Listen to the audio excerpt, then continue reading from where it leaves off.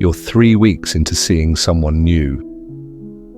The conversation flows easily. They're attractive, funny, interesting. But there's this tiny voice in the back of your mind. Something feels slightly off. Maybe it's the way they dodged your question about their last relationship.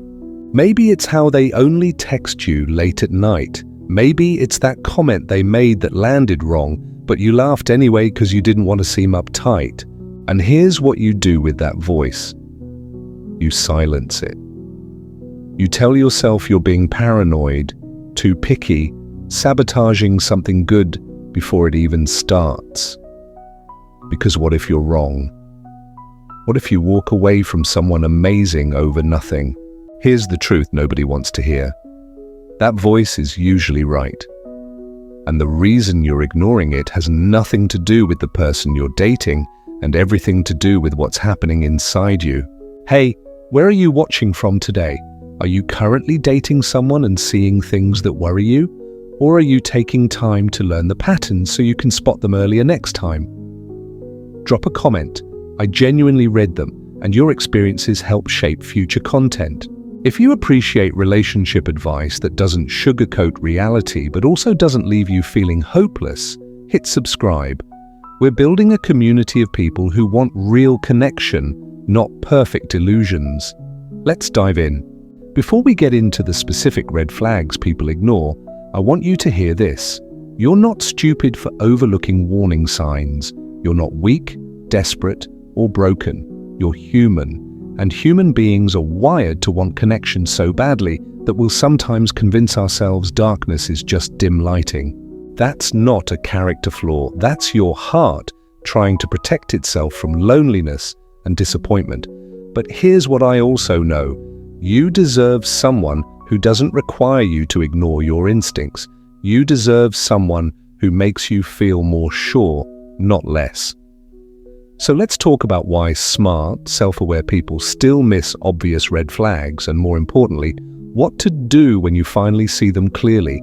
Research in relationship psychology shows that when we're attracted to someone, our brain releases dopamine and oxytocin, chemicals that literally impair our judgment and critical thinking.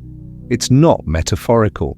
Your brain is chemically compromised when you're falling for someone, which means you're biologically inclined to overlook things you'd spot instantly in a friend's relationship. Add loneliness to that equation, or the fear that you're running out of time, or the exhaustion of dating apps, and suddenly those red flags start looking pink, maybe even white. Let's start with the red flag. Almost everyone ignores because it feels so good at first, intensity that moves too fast. They're texting you constantly. They want to see you every day. They're talking about future plans together after 2 dates. They're calling you pet names and saying things like, "I've never felt this way before," or "Where have you been all my life?" before they even know your middle name. And it feels incredible because finally, someone is as excited about you as you've secretly hoped someone would be. But here's what relationship experts have found. Love bombing, which is what this intense early behavior is called, isn't actually about you. It's about them creating dependency and attachment before you have time to evaluate whether this person is actually good for you. Real connection builds gradually. It has space for both people to breathe, think, maintain their own lives. Healthy interest is consistent and respectful. Overwhelming intensity is often a red flag for insecurity, control issues, or someone who falls in love with the idea of a relationship rather than the actual person in front of them. The tricky part? Sometimes fast-moving relationships work out. So how do you know the difference? Ask yourself, does this person want to know the real you, including the complicated parts, or do they seem more invested in the fantasy version they've created? Are they respecting your pace or pushing you to match their intensity? Do they have a stable life outside of you, friends, hobbies, responsibilities they maintain? Or did you suddenly become their entire world? If everything feels like a romantic movie montage, pump the brakes and see if they can handle a normal Tuesday. Another red flag people ignore because they've been taught it's romantic. Someone who's jealous or possessive early on.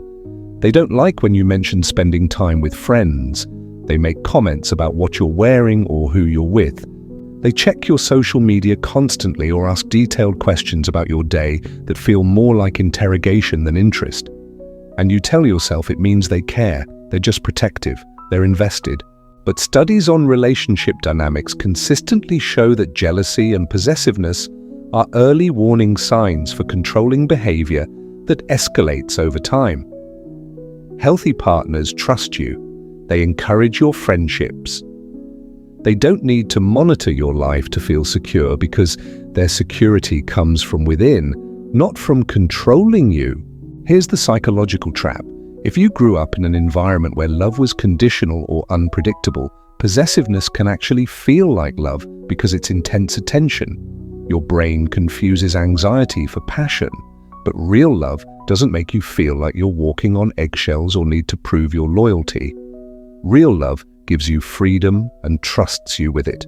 Then there's the red flag that's so common in modern dating that people think it's normal: inconsistency. They're amazing when you're together but disappear for days between dates. They make plans and cancel last minute. They're affectionate one day and distant the next. Their texting is sporadic, sometimes paragraphs, sometimes one-word responses, sometimes nothing at all. And you start obsessing over what you did wrong, replaying conversations, wondering if you're too available or not interesting enough. But here's what you need to understand. Consistent interest is not hard for someone who's genuinely interested. When someone wants to see you, talk to you, know you, they find ways to make it happen. Inconsistency isn't mysterious or complicated. It's a clear signal that you're an option, not a priority. Attachment research tells us that inconsistent behavior actually creates a trauma bond. Your brain becomes addicted to the unpredictability because the occasional moments of connection feel so rewarding after periods of absence. It's the same psychological mechanism that makes gambling addictive.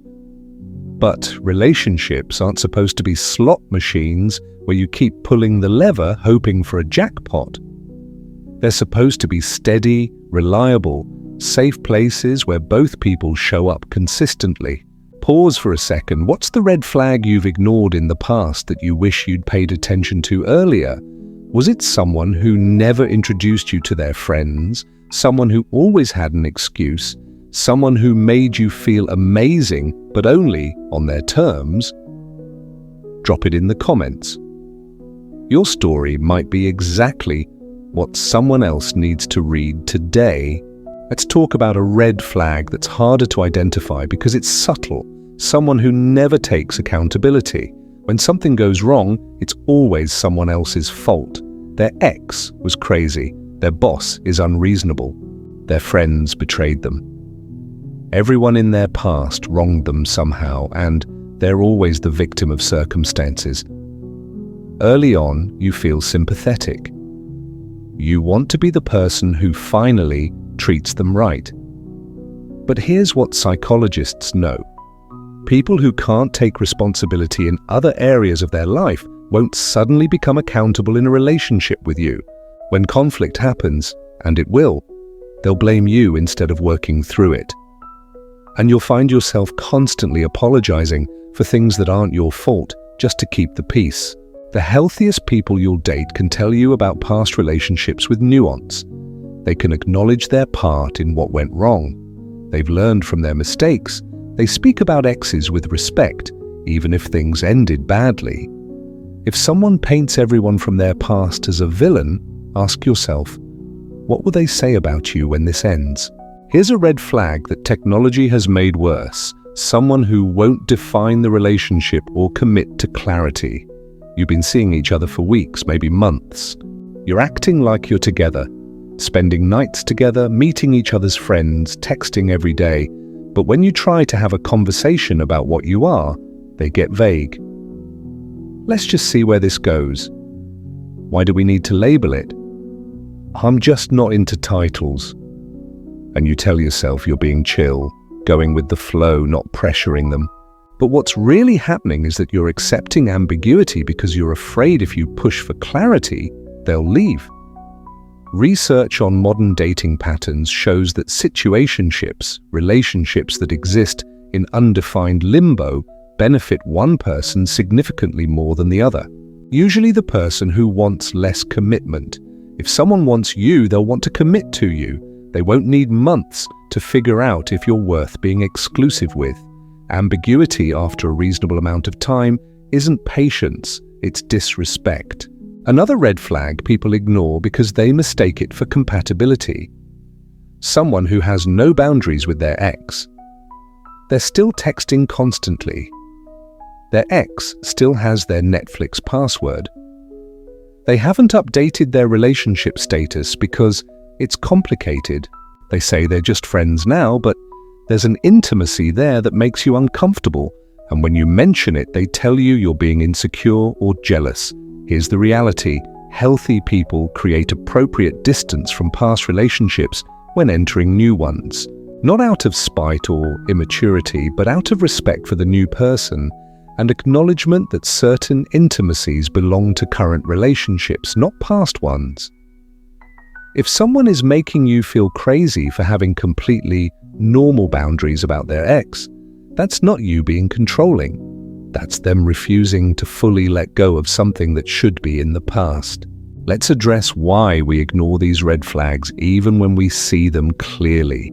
Sometimes it's loneliness. You've been single for a while and this person, flawed as they are, is giving you attention and affection you've been craving. Sometimes it's scarcity mindset. You think, if you let this person go, no one else will come along. Sometimes it's hope. You see potential in them and you believe if you just love them right, they'll change.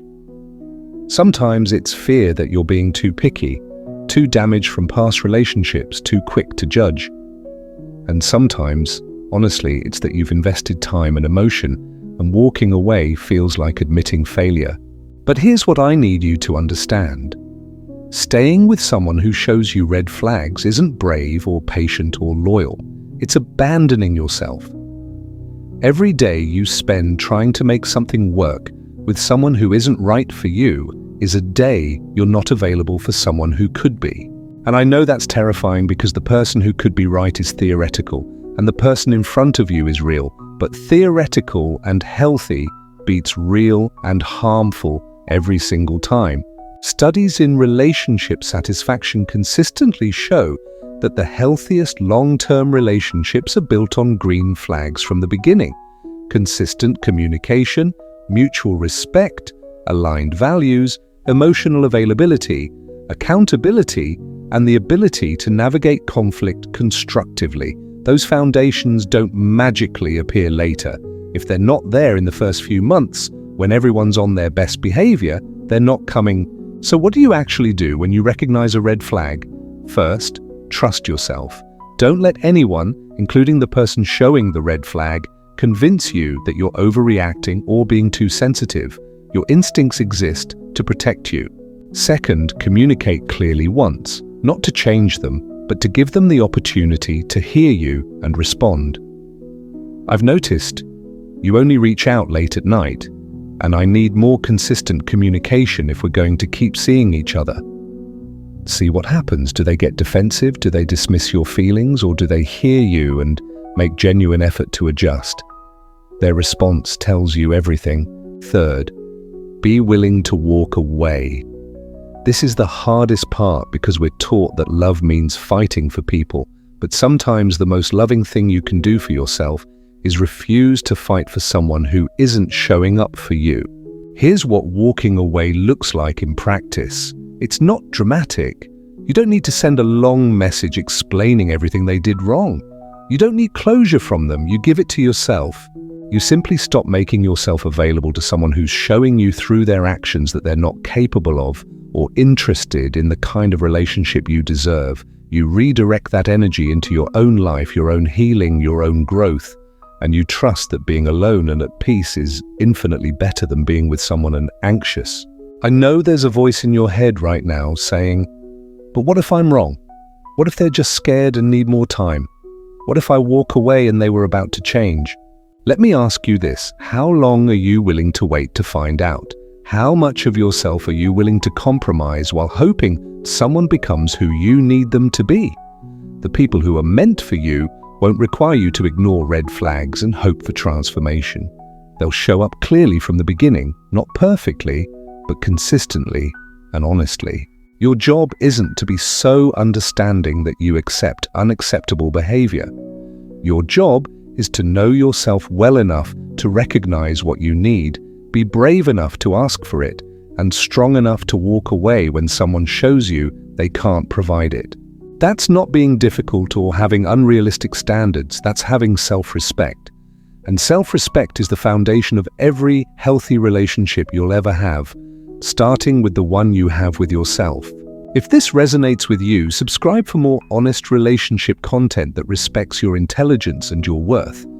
Drop a comment telling me which red flag hit home or what you're committed to not ignoring anymore. Remember, the right person won't make you choose between trusting them and trusting yourself. You'll be able to do both. Until then, trust yourself fiercely. I'll see you next time.